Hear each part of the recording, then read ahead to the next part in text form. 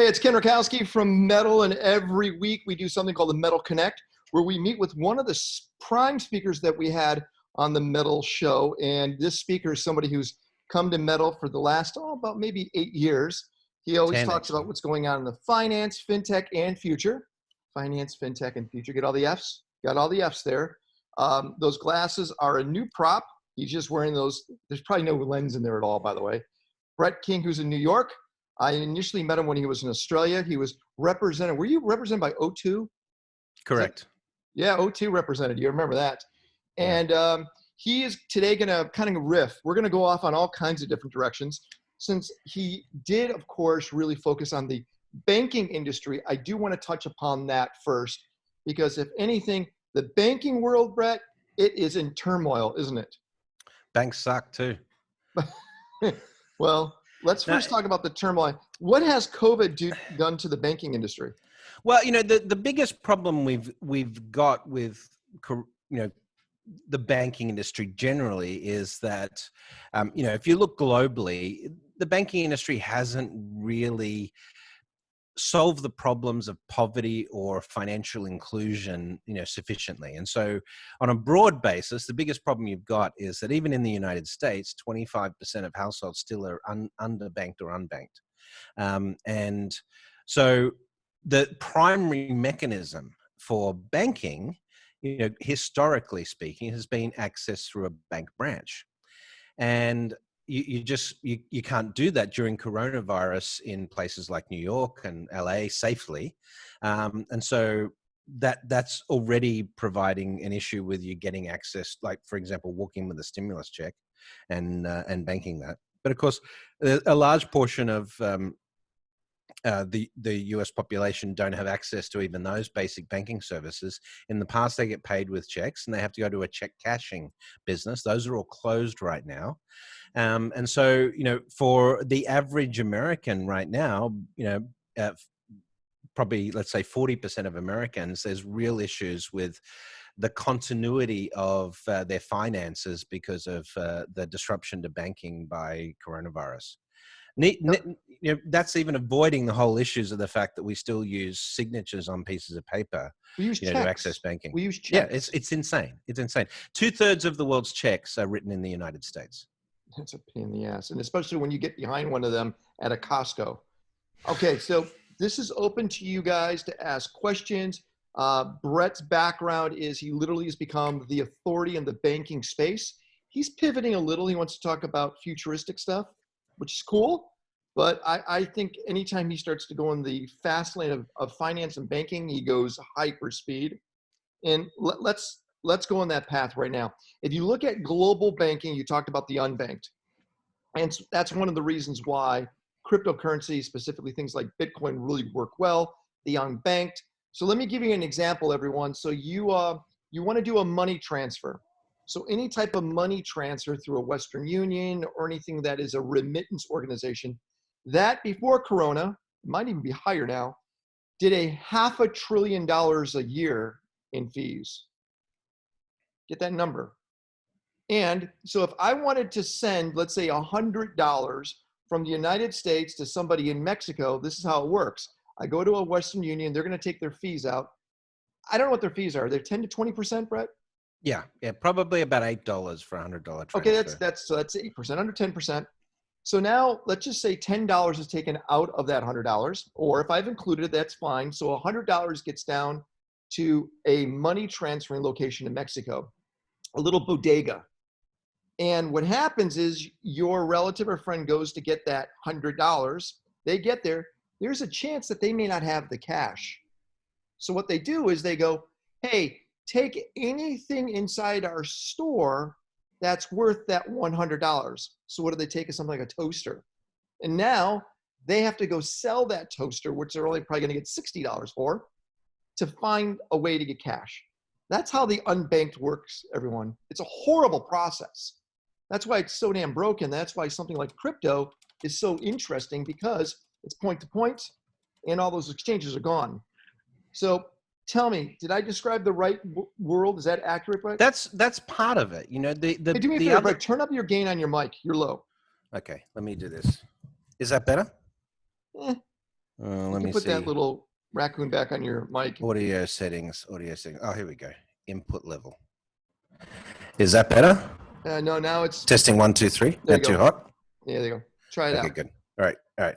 So, yeah, if it starts to pop, let me know.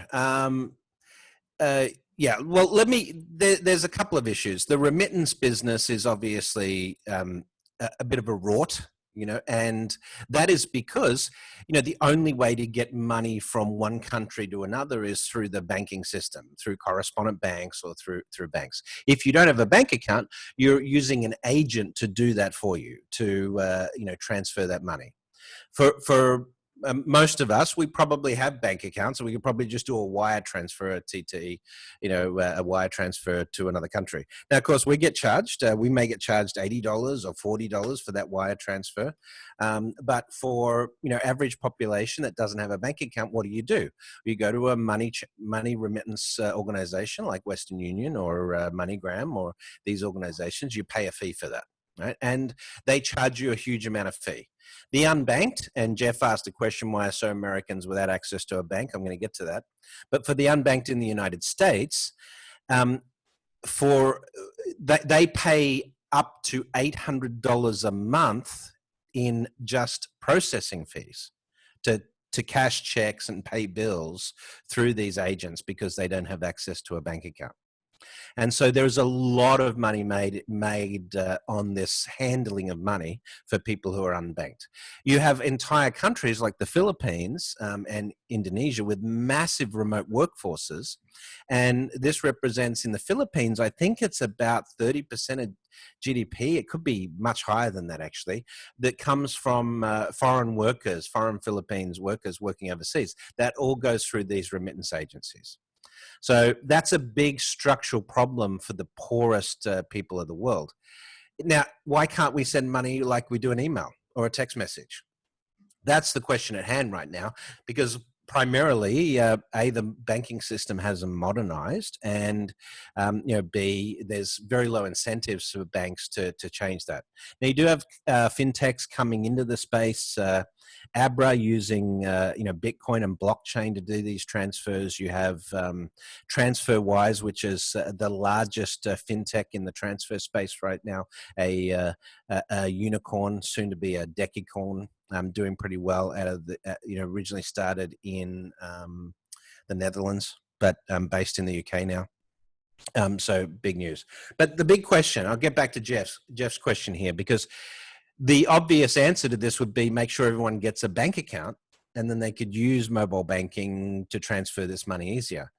The biggest challenge with giving people bank accounts in the world is lack of identity documents, lack of identity infrastructure. And so if you look at the United States, the people who are unbanked or underbanked in the United States, primarily that's because they don't have a driver's license or a passport. So they can't open a bank account. So if you look at how we address that, well, China has addressed that. Kenya has addressed it. India has addressed it in very different ways.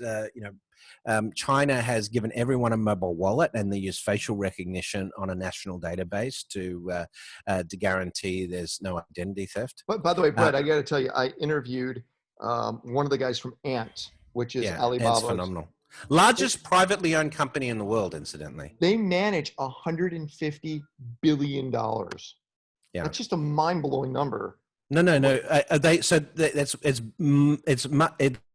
have their primary deposit product, Yui Bao. I mentioned that on the metal call the other week.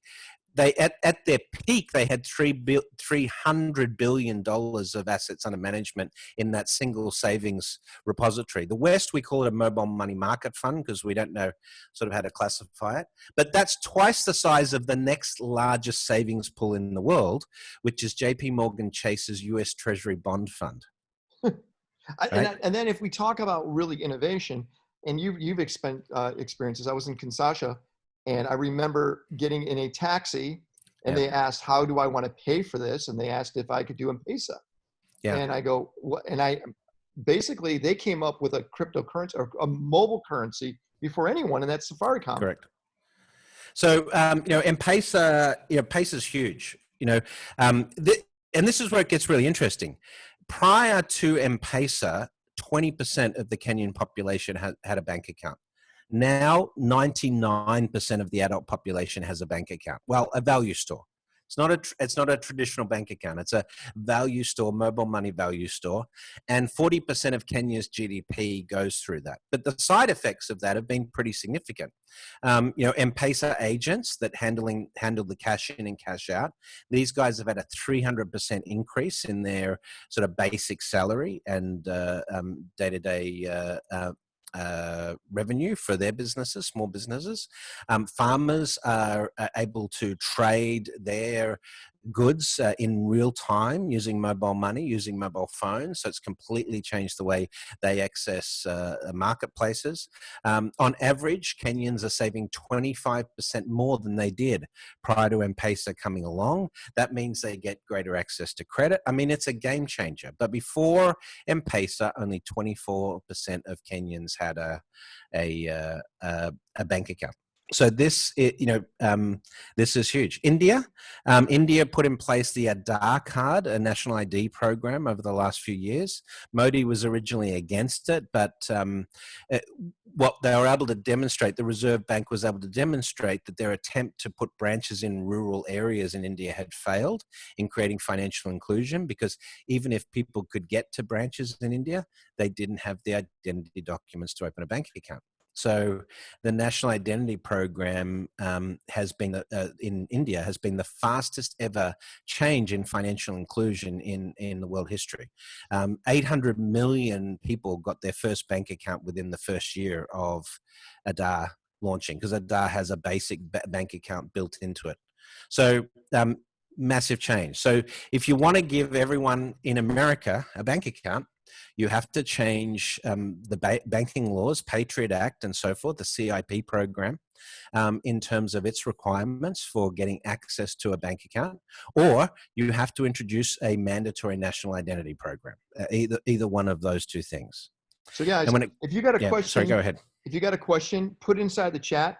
We're going to let you guys all kind of riff and just go after what's going on in finance, fintech, money, where money is, where Brett sees things. He travels around the world. He, by the way, was considered one of the top speakers on the planet when it comes to this, and actually one of the top speakers, hands down. This guy has made millions of dollars just speaking on this topic, and even more consulting with the financial institutions around the world. So you guys have a pure expert. Take advantage of this time to ask those questions. Hey, real quick, let's talk about moving, because you saw an opportunity. And you're an entrepreneur also. How much did you totally raise for your startup? To date, we've raised about 45 million. Since we started the domain name I registered after a medal breakfast on August the 8th, 2010. I was telling you about that the other day, right, Ken? So it was in a Q&A session where William Quigley asked me a question, and it got me thinking. And I'd already been thinking about, a fintech startup, and basically that I went home that day and registered domain Move and Bank, and we became the first mobile pure play challenger bank in the United States. In 2012, we launched the first bank account which you could sign up for in an app, which was the first anywhere in the world. We launched contactless in 2012 with a sticker you stuck on the back of the phone. We changed the design patterns of mobile banking. We created a home screen that showed you your relationship to your money, and whether you were spending too fast, sort of gamifying spending. All of that stuff started at Metal in 2010. Movin', we started as a challenger bank. Now we are primarily a solutions provider, providing sort of engagement, mobile banking tech, AI tech, around sort of this theme of financial wellness to banks around the world. We're in 9 geographies. We've got about 60 million users on the platform across those 9 geographies. So BCA and Tenaku in Indonesia, Celcom in Tanzania, TD in Canada, Westpac in Australia, New Zealand, Yandex Money, sort of the PayPal of Russia. We're just launching in 7 countries for Saudi Telecom. So we're drop the mic. You're an entrepreneur. You get the space. you said something that was important. That was you gamified it. And I look at something like Robinhood. Robinhood, what are they at? An $8.5 billion market cap now? Yep. As it, Yep. that's incredible. You look at their app, it's fun, it's exciting, it gamifies everything, and they have a decent money market account in there. They're killing it right now because they have Correct. figured out exactly what you were doing, and that is making money made wait getting people's money in a way that it's fun. Well, it's also that if you look at sort of the curve in respect to the way we save, and you were giving me some figures the other day that William shared on one of these chats about the amount of savings that millennials have and so forth, right? And the amount of capital that they have. One of the issues with this is that as we've got more reliant on technology, the basics of financial education and financial literacy have actually declined. But having said that, financial education and financial literacy really didn't work for the broader population. If you take basic budgeting, which sort of came into being early in the 20th century, the first emergence of sort of budgeting methodologies were around 1904, and they came to real prominence post the Depression because it was seen as a mechanism for helping people manage their money and save. But only 17% of Americans have shown the ability to use budgeting to actually manage and save their money. So the vast majority of Americans, and it's the same in most Western countries, cannot use budgeting to save. So how do you get them to save? You got to use things, the same sort of psychology we use with Fitbit and Peloton and stuff like that. You use gamification. You change behaviors rather than requiring them to have a heavy amount of planning and sort of memory and discipline to be able to commit. Makes sense. All right, guys. Questions for our banking guy. Let's go to Brian. Brian, where are you? Who's dressed like an Inca? Where are you, Brian? I just saw you a second ago. I see you, Brian. Where are you, Brian? There he is. You're unmuted, buddy. What's your question? It's from Nepal, by the way, man. It is Nepal. That is Nepal. One of my favorite countries. Have you gone there? I lived there for 2 years, man. Oh, man. I love Pokhara. One of my favorite places, Pokhara. Yeah, and it's actually related to this because a friend of mine is into remittance banking over there. Right. It's just interesting because I think it's either there or Haiti, where I've lived before as well, where it's like the second largest part of their GDP. Yes. Like that. Yeah. Very similar to Philippines. Yeah. Yeah. But so that's kind of another interesting thing to get into. But my question was really your thoughts on the Fed pursuing digital currency. How that's already hiring people. I'm just curious what general thoughts, implications. Yeah. I'm doubtful that the Fed will do anything seriously with digital currency. I think their response right now is probably due to China's effort on this, but it's a half-hearted response. Knowing, I can tell you that in terms of digital currency, guys like myself and other advisors to the Obama administration and the current administration have been talking about digital currencies with these guys at least since the emergence of Bitcoin. Right. And so it's not like this is new. They've been thinking about this for a while. The US wants to find a way to use digital currency to continue to pump up petrodollars and US dollar dominance. And I don't think those goals are compatible.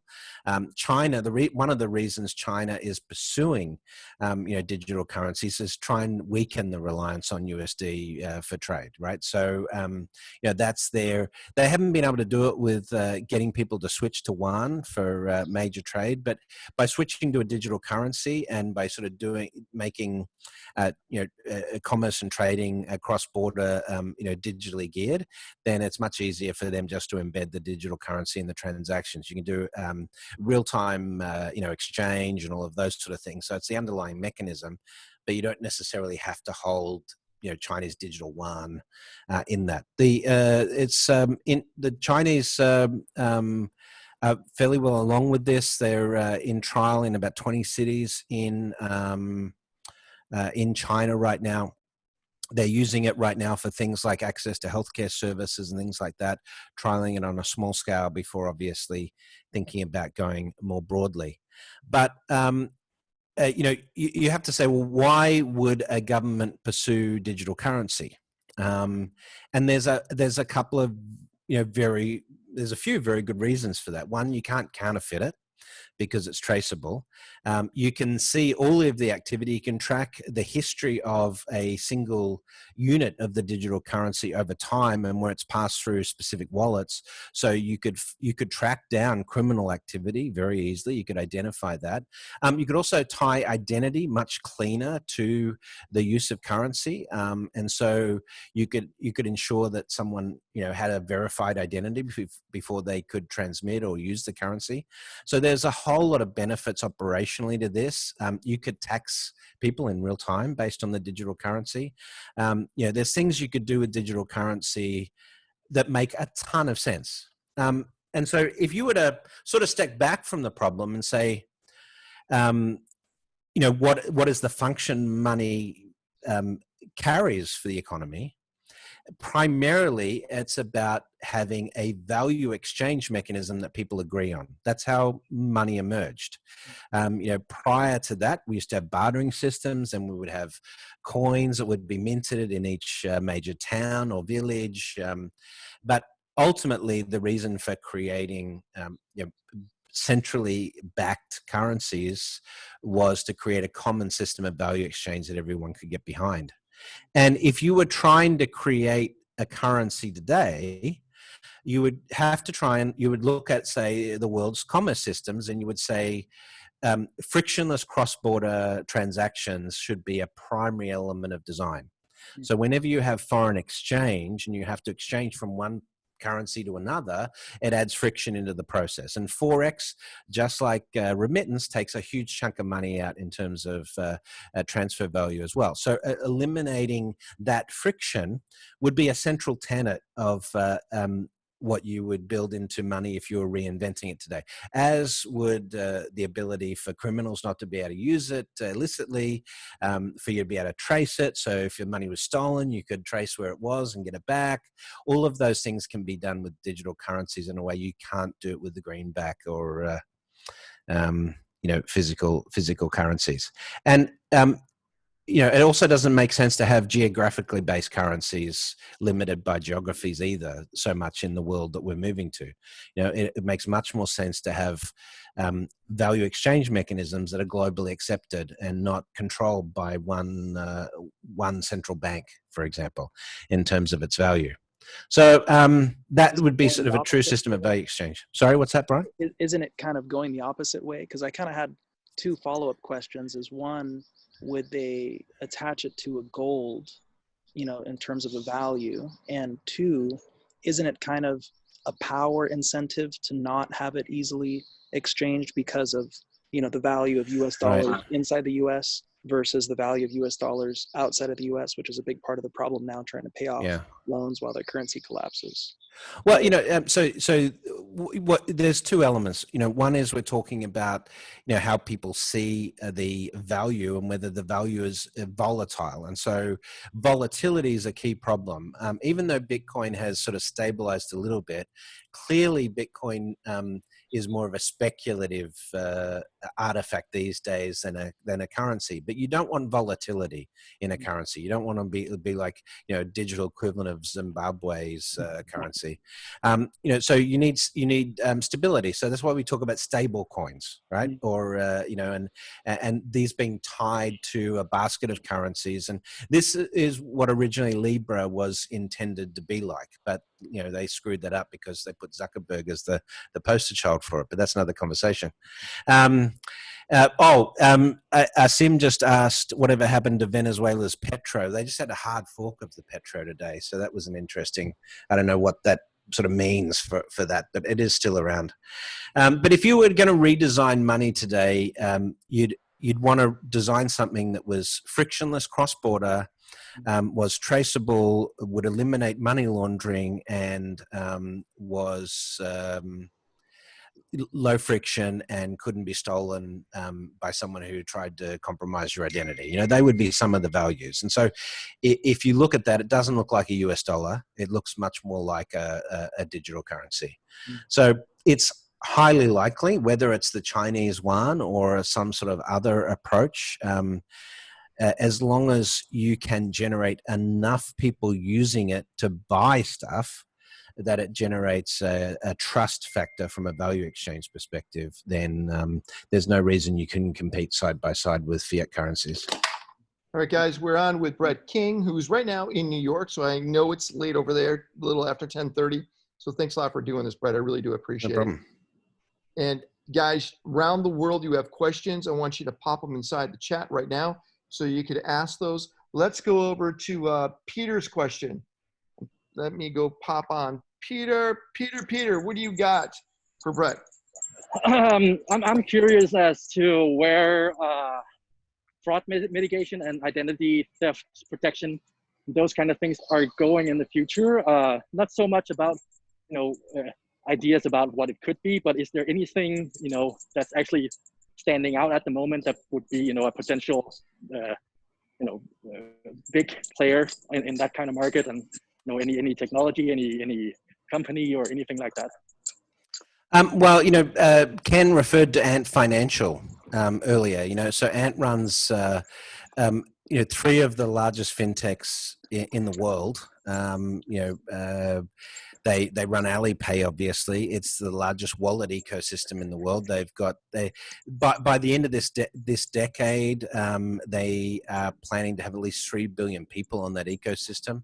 So they've invested in Paytm in India, in Kakao in South Korea, in M-Pesa in Kenya, in Gcash in the Philippines. So it's the largest sort of network right now. And embedded in that, they have an identity ecosystem. So they use both voice-based and facial recognition built into the Alipay app, and that's extending into those networks. So they're sort of becoming an aggregator of mobile wallets around the world. And so the likelihood is that most of Asia and probably a good part of Africa will be on Chinese mobile wallet ecosystems by the end of this decade, and MasterCard and Visa won't have a look in. Right, because but sorry for cutting you off, but I'm also thinking about markets like America and Europe, right?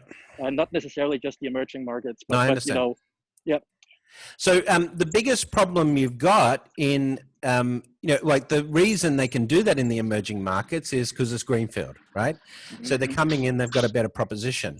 In the US and Europe, where we've got payments in bank accounts, driven by basic identity infrastructure and MasterCard Visa systems, the reality is the identity information we use to secure our bank accounts really isn't securable in the current technological environment.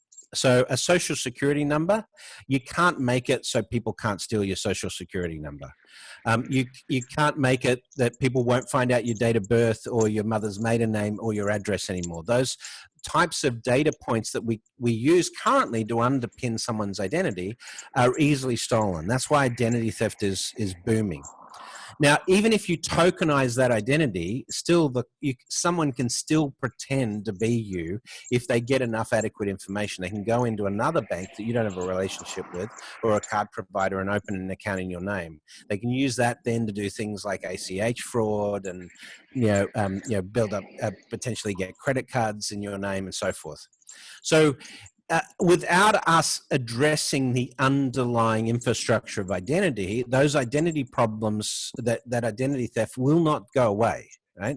But it requires legislative action in places like the United States to do that. The banks would have to be spending billions of dollars to change that. They're not in a hurry to do that. They'd rather right now absorb the losses from identity theft rather than make those changes. So it really would require, from a regulatory perspective, someone like the European Union or say Singapore or Hong Kong, pretty progressive regulators right now, to mandate a new type of identity schema, one that includes, say, biometrics or heuristics, right? And that they would not allow Americans to, for example, to deposit their funds or move their funds through those banks unless they complied with those new regulations. So essentially, you get a lift in regulatory standards around identity that it gets absorbed on a global basis. Now, there is some work being done on the RegTech space to try and modernize identity infrastructure. But right now, there's not a centralized sort of identity schema that everyone's accepting. It's likely the way that we would come at this is digitizing a passport. And there is an initiative based on the blockchain for digitizing passport. Canada, Switzerland, and a few other countries have signed on to that as a trial right now to sort of do that. And that could become sort of a global basis for, an identity infrastructure. But in the US, ultimately, I think it would require like the tech giants and the big banks getting together and agreeing on something, to do. And right now, we're a little far from that possibility, but it's definitely needed. The identity infrastructure is a key gap in our ability to conduct commerce safely, transfer money safely in the future. Okay, let's go over to Jacob. Yeah. You got a question for Brett? Yeah, so it's two questions. The first is I've been in the crypto space for, I don't know, years, probably 5-6 years. And one of the companies that I thought was interesting, at least 2 years ago, was one called Good Money. And I know that they were doing a stable coin and fintech. Just wondering what you guys, what your thoughts on them are. And then completely separate is where's the dollar going to go in the next 5 to 10 years as far as being a global reserve currency, relative to inflation, yuan rising because of China's economy. And, if me having dollars is still good. So very different questions. But yeah. No, I know of Good Money. I don't know them well enough. There's a few stablecoin initiatives around, Tether obviously, is the most traded currency right now. And you guys all know William, who was involved in William Quigley, who was involved in the foundation of that as well. So there are. Look, I think, if it hadn't have been for the whole Cambridge Analytica thing and sort of the stink on Facebook, Libra actually probably had a pretty good model in terms of design, a basket of currencies, that was sort of pegged to a stable coin, backed by, the capital adequacy stuff in each jurisdiction that they were operating.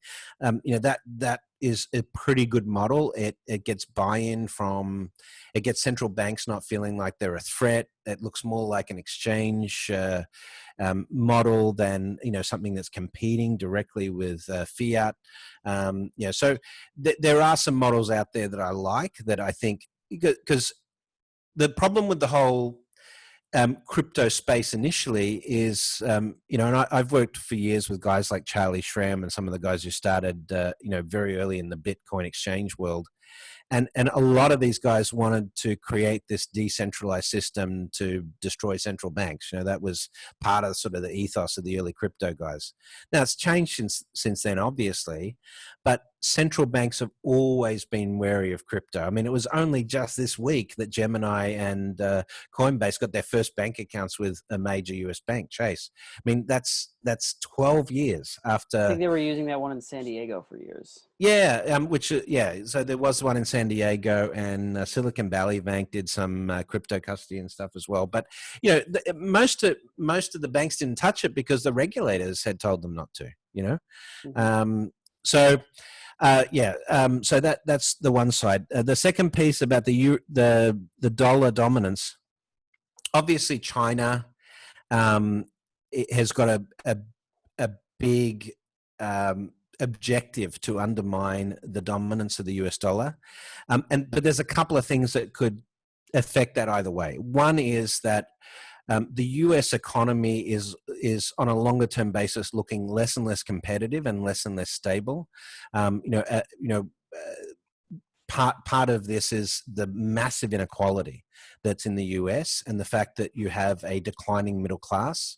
Historically, if you look at this over periods of time, the strongest economies have robust middle class growth, and our middle class is shrinking in the US. So consumption will go down. It affects the housing market, so forth. We also haven't invested in infrastructure, so there's a number of fundamentals in the US economy that could be affected. But at the same time, coronavirus has identified massive weaknesses in reliance on China from a global supply chain mechanism. So the more people look at, reinforcing local supply chain, the less global power China will have in order to be able to sort of manipulate the value of the US currency. So they're the two things. Where does it end up? I definitely think that particularly with sort of the digitization of this, you actually get a de-emphasis of the underlying currency at a transaction level. And so that will lead us to using a lot more types of value exchange mechanisms and just using AI to do the tricky bit of exchanging one unit of value to another. Where it gets really interesting is when machines start transacting.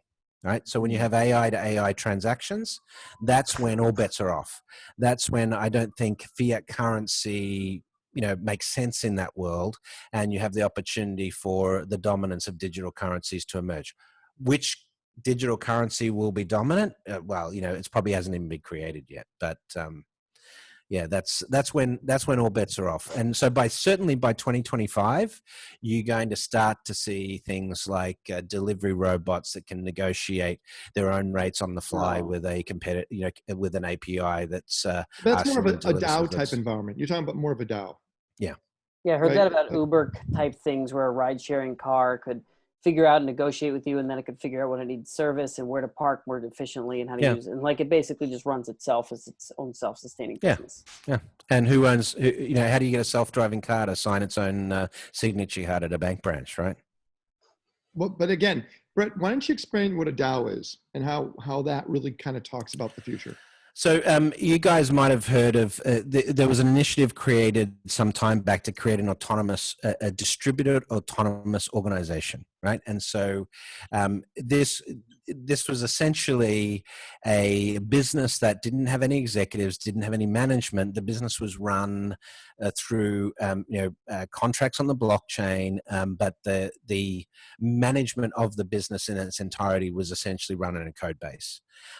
So it gets a bad rap now because it was part of a massive Ethereum, sort of fraud event, about 50 million or 150 million, if I remember correctly, through this. But it was essentially creating the first AI-based corporation that didn't have any humans running it.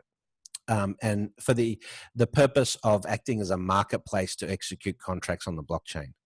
And so you've got some simple examples of simple examples of that emerging right now. For example, the Sun Exchange, which operates a solar business. They have their own digital token. Currency linked to the solar panels. For every kilowatt of energy it produces, you generate a Ra coin, named after the sun god.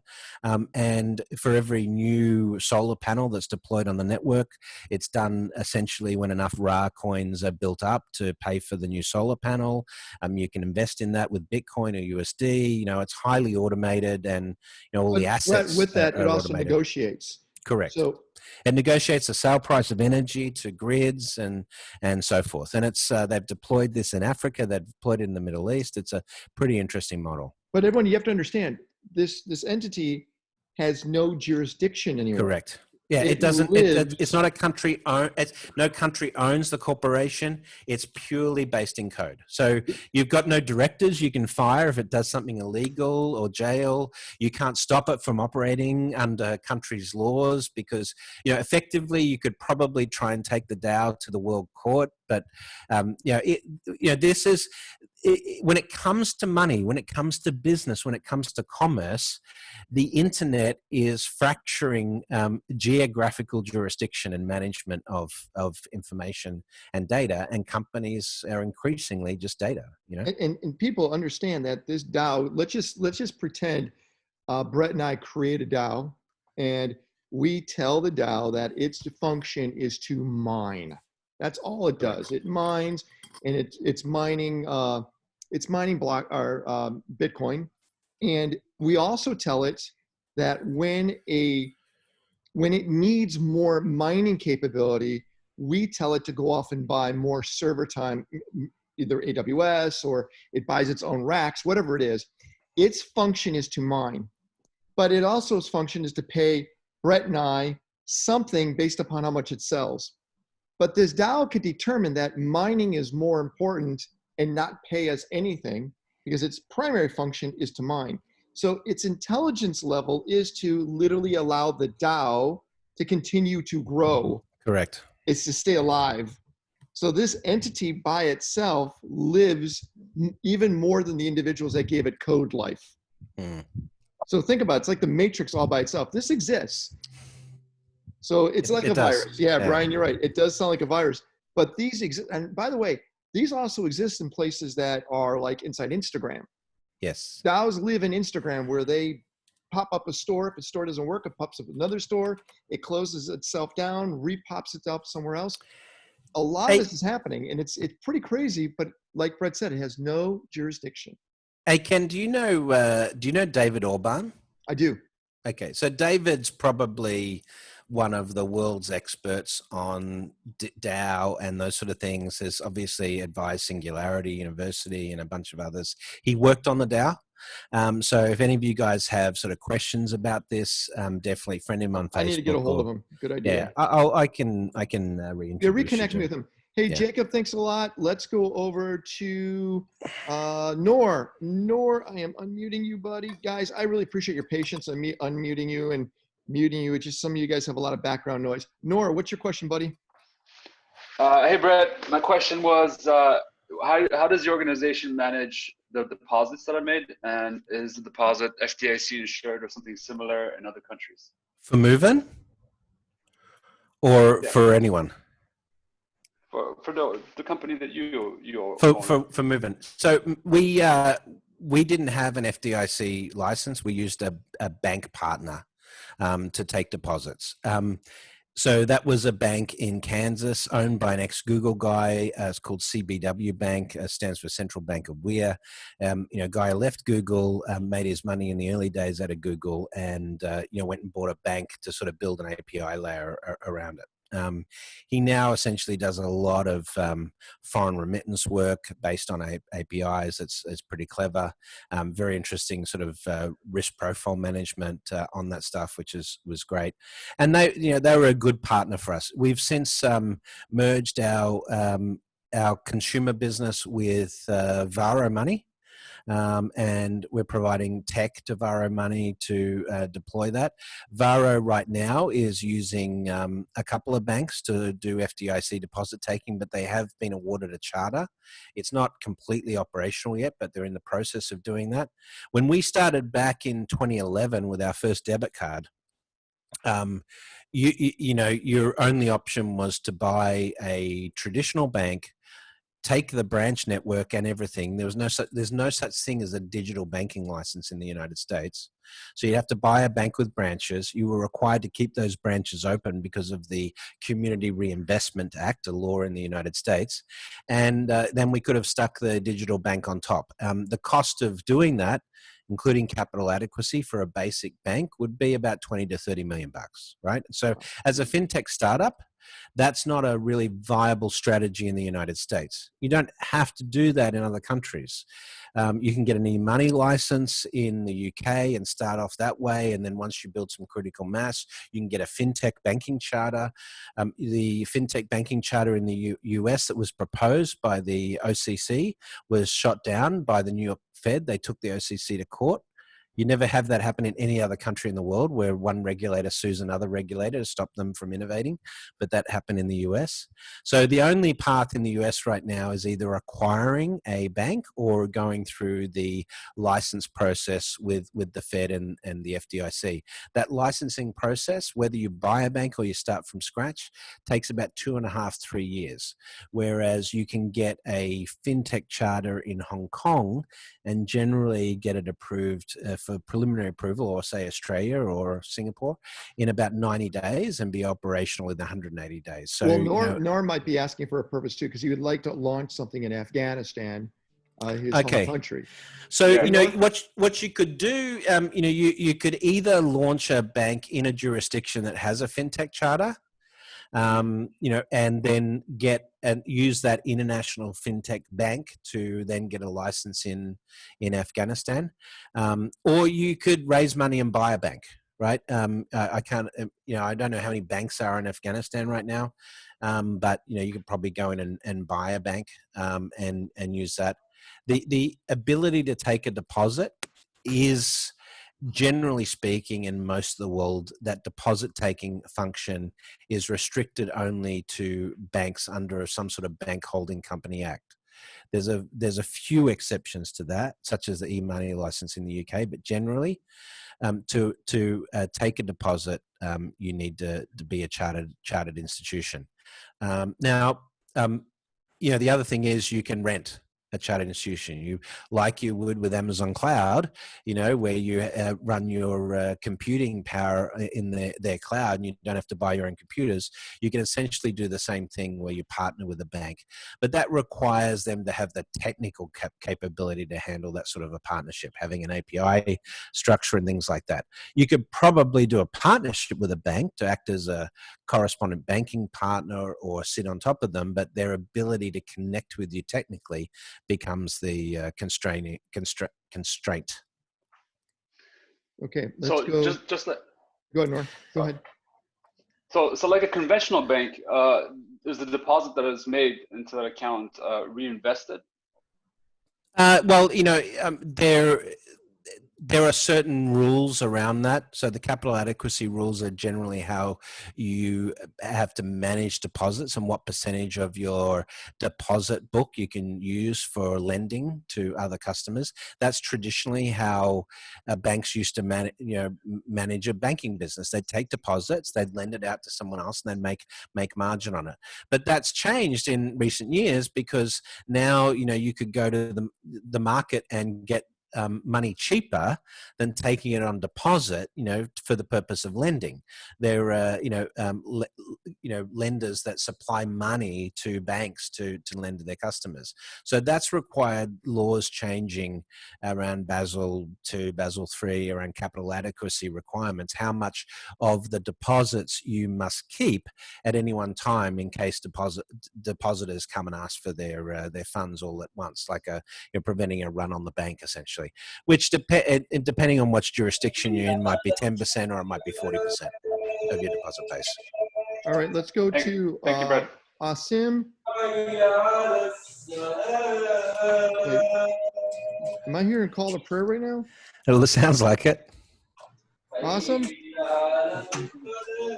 is. It's call to prayer right now. Okay, That's why he's not talking to you, man. No, he's not. Hey, Brett. Quick question.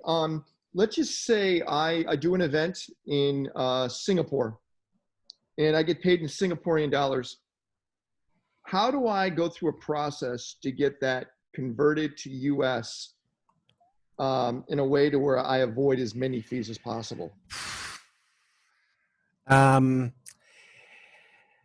Yeah. Well, you can get them to pay you in US dollars on the contract, but there might be withholding tax. Oh, you're doing an event. Okay.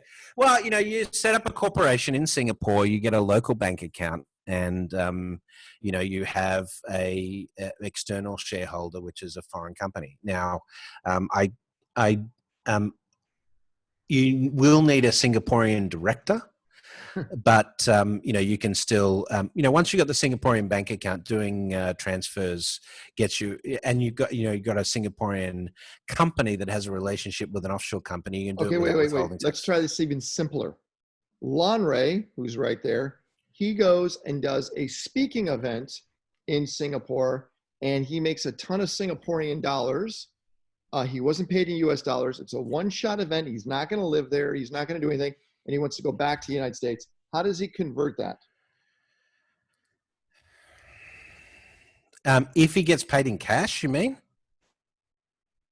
Or You're not going to get paid in cash. right, he's not going to get paid in cash. So he has to have a repository where it goes into. What is that?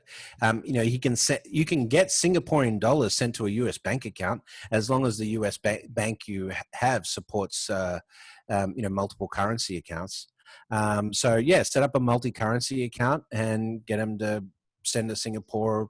Probably, like set up an account in a jurisdiction that's friendly with Singapore. I wouldn't say US because US has this stupid FATCA stuff. So if you're a US citizen, it's really problematic. But if you get a bank account set up in the EU or something like that, you could do it pretty simply. I'm curious. I want to go to AJ. Hey, AJ, I always like your backgrounds. They're quite entertaining. How do you do that when you're on tour? When you're on tour in different countries, how do you move between currencies? What do you do? What do I do?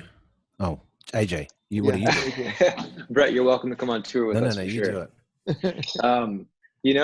I guess, well, that's a good question. I don't really deal with the money after the gigs. This is the tour manager, but I know, we just get paid per diems in the local currency.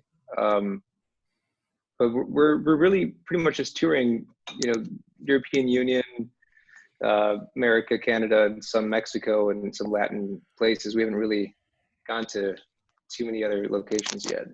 So this is my question. So I tell you what I do, Ken. Yeah, right. tell me. Yeah, because you know what I built last year, right? So I that all goes into a Hong Kong company and a Hong Kong bank account because under Hong Kong laws, any money I earn offshore is non-taxable in Hong Kong. So Hong Kong has quite a unique environment in that respect. So I can funnel any money through my company in Hong Kong. I can pay myself a salary. I can pay myself salary offshore, and all of that is non-taxable because it was revenue that's come from offshore. If I do a gig in Hong Kong, it's a different deal. Couldn't you do that in Singapore too? You can, but the residency requirements in Singapore are a little tougher. It's just an interesting dilemma because I'm looking at, a bunch of us are speakers. You got Freddie, who's a international speaker, AJ, who performs all over the world. Matter of fact, I just got a board seat out of South Africa, which I'm kind of curious how that's going to work, a publicly traded company.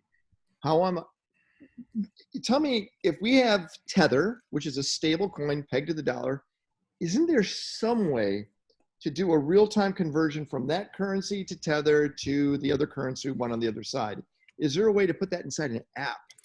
Right now it goes through exchanges, right? And there's exchange risk, as I'm sure you're well aware of. But right now that's the best we can do is you can have the funds, you can buy the Tether, you can have that on a physical USB stick, but at some point when you want to transfer the cash into Tether, you have to go through an exchange, right? You could then take the money out of the exchange, or the Tether rather, out of the exchange, and you could transmit that electronically yourself, wallet to wallet, and have your own wallet. But then you want to redeem it back into US dollars, you have to go through an exchange. Yeah, but you understand what I'm saying. I believe. Yeah. No, but so that's what Ripple is essentially set up to do. Ripple is trying to do that with XRP, specifically as that mechanism to make cross-border transactions easier. But of course, the banking cabal has not embraced Ripple as much as they have SWIFT and these other formal mechanisms. Well, because they're locked into that. They're locked into SWIFT. Oh, they are. Yeah. So let's end this because we're going to get to the end real fast. Let's go to the future. Bring us a decade from now, because it doesn't seem like much has really changed in the last decade. Really, not much. Credit cards are still it. Checks. Yeah. Thank God I could finally take a picture and deposit a check into a bank account. Oh my God, that took a decade. But where will we see real advancements in our personal lives when it comes to banking? Well, it depends whether you're living in the US or you're living out of the US, right? If you're living in China, you've already seen a lot of those changes. The US is, as it stands today, about 7 to 10 years behind China when it comes to mobile payments, right? I mean, seriously antiquated. The fact that if you want to deposit money from one bank to another in the United States, it's faster for you to write yourself a check and photograph that check in the other bank account to transfer it than doing an electronic transfer is woeful. The US is like right now is like 76th in the world in respect to real-time money transfers. It's a real problem here in the United States. In China, 70% of all commerce now goes across mobile wallets. 98% of those mobile wallets are two companies, Alipay, and Financial, and Tencent WeChat. So you've already had a significant change there. It's all real time. It's instantaneous. Your identity is tied to transactions. You use facial recognition or voice, for securing those transactions. This is the type of world that they have. But you extrapolate that out 10 years, the biggest shift will be the introduction of artificial intelligence. Right. So when I talk about AI in the transaction on a transactional level, there's two elements to that. One is your bank account will be cloud-based. And so you'll have access to your bank account through the cloud, through various mechanisms. Your car will be linked to your cloud bank account. Your phone or your smart glasses, if you've upgraded to that in the middle of the decade, will be linked to the cloud. So you walk into a store, like an Amazon Go store, it'll be completely cashless. It'll be completely frictionless. There's no cashier. You'll take the goods off the shelf you want. You may have someone be able to help you, carry those things out or package them up, but essentially the transaction will be largely invisible. When it comes to managing your money in your value store, your basic bank account will be intelligent. It'll be able to answer simple questions for you like, hey, Siri, can I afford to go out for dinner this weekend? How much can I afford to spend? It'll be intelligent to know you're spending. It'll be able to sort of act as a real-time money coach for you. So on a consumer basis, that's how this sort of embedded banking world will exist. You walk into a grocery store. If you don't have enough money to buy your groceries, you'll be offered credit as you walk in the store to do that, rather than you waiting to get to the checkout and your card's declined because your salary hasn't hit the account. It'll be sort of seamless, but it'll be real time. That's the big difference. So people will have to be in this automated system. They'll have to have a cloud-based wallet to be a part of the formal commerce system. If you want to live with cash, or you want to pay with, I'm sure checks won't be around in 2030, but who knows? This is the US we're talking about after all. But if you want to pay with cash, you want to be off grid, you're going to be increasingly left with much, much smaller options in terms of what you can do. Certainly when you travel overseas, you won't be using plastic, you won't be using cash. It'll be highly automated, particularly in modern economies like China, Singapore, Hong Kong, the US. You may have to download an app when you land at the airport to link your wallet to a local wallet, but all that does is create a gateway and sort of the intelligent exchange mechanism. So there's going to be a high level of automation.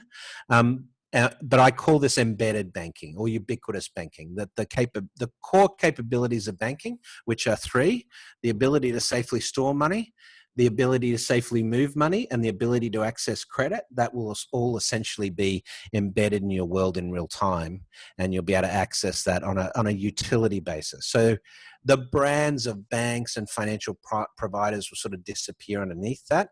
You may have some flavors of wallets you prefer. It may be OS based or it may be app based. Super apps are good examples of sort of emerging commerce ecosystems built on their own wallets. But that's sort of the basis of the way we think about sort of consumer-based money movement, how we'll get paid and how we'll transact. Awesome. Brett, I really appreciate you spending time with us. I know it's late by you, and just you've gone through sunset with me, so you can see now that it's dark and super bright when I started. And I'm happy you're part of the Metal community. He's there, guys. He's inside the Metal portal. Hopefully he'll post some stuff every once in a while. I will. And, if anyone wants to connect with me after this, was it Nor, if you've got some specific tactical questions or something like that, just connect with me on, Facebook, LinkedIn, Twitter, and I'll be happy to take that stuff offline. All right, guys. Everyone, thanks a lot. Remember, tomorrow is Jim Quick.